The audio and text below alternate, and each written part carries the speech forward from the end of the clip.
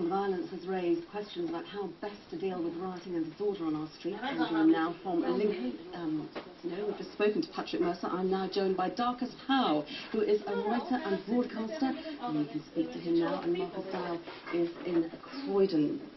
Marcus Dow, are you shocked by what you've seen there last night? No, not at all. I have been living in London for 50 years. There are so many different moods and moments.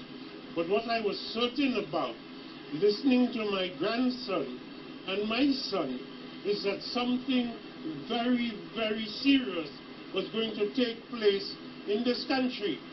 Our political leaders had no idea. The police had no idea. But if you looked at young blacks and young whites with a discerning eye and a careful hearing, they have been telling us, and we would not listen, that what is happening in this country to them. Mr. Howe, if I can just stop you, Mr. Howe, for a moment.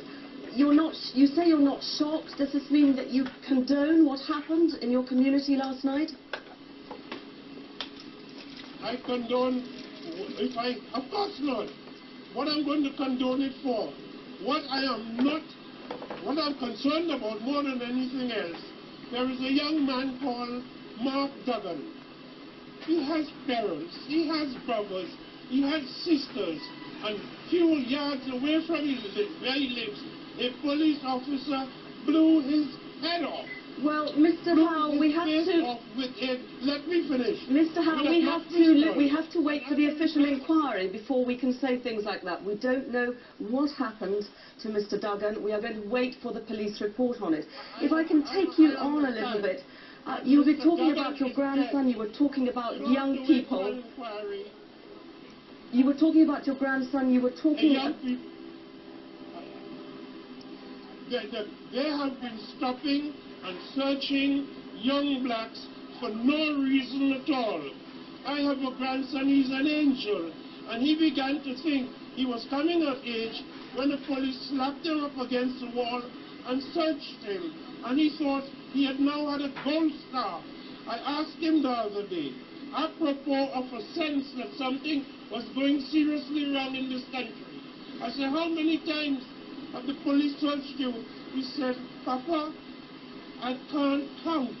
There's so many times. Mr. Howe, that may well have happened, and if you say it did, I am not to gainsay you, but that is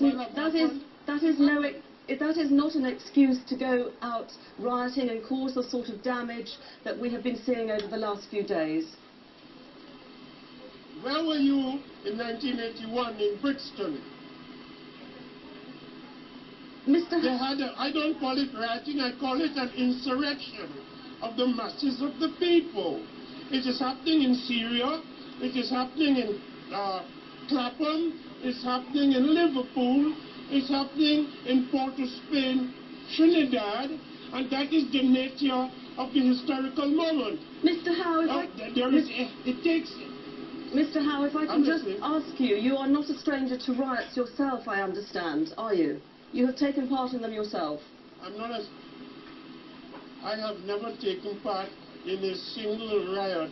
I've been on demonstrations that ended up in a conflict, and have some respect for an old West Indian Negro and stop accusing me of being a rioter. Because you won't tickle me to get abusive. You just sound idiotic. Have some respect. Darcus Howe, grandchildren. Thank you very much for joining us from Croydon. Darcus Howe, their writer and broadcaster. Okay, well, there's been a huge knock-on to lots of aspects of... She doesn't know what to do because she sounds like an